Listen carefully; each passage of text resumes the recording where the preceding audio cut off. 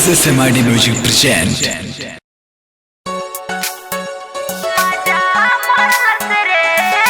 Music by Deepak Diwakar Yadav.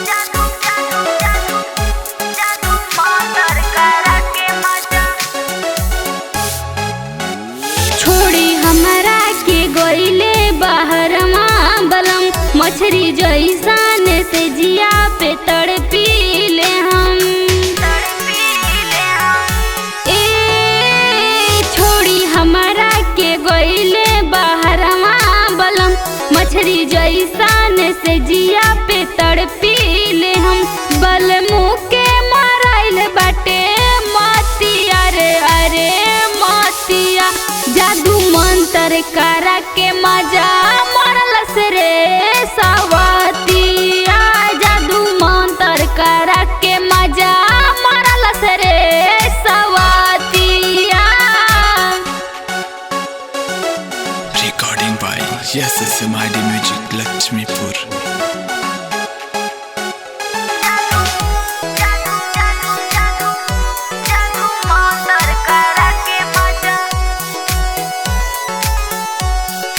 पहले जैसे फोनमा पे करे लेना बतिया इहे सोच सोच हमर धड़केला छतिया।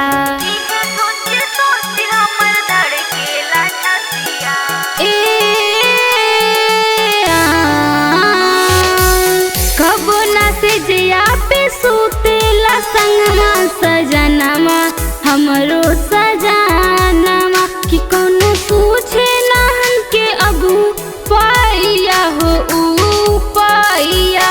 जादू मंतर करा के मजा मरलस रे सवतिया।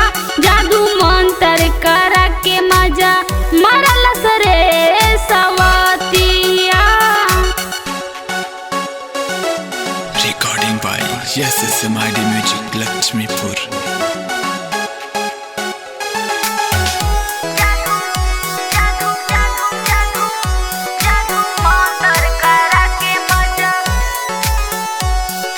राइटर अभिषेक बतैले पूरा बतिया देवे सजनमा के हमें संगतिया।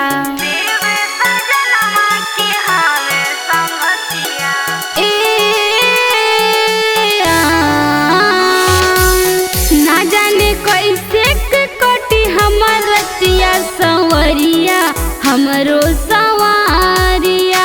सपना के सतौले बसा वातिया रे सवातिया।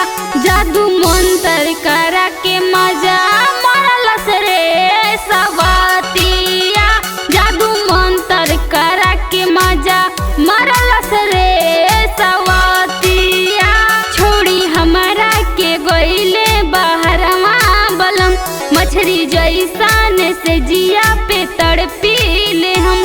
बल मुँह के माराइल बाटे मतिया रे अरे मतिया जादू मंतर करा के मजा मरलस रे सवतिया।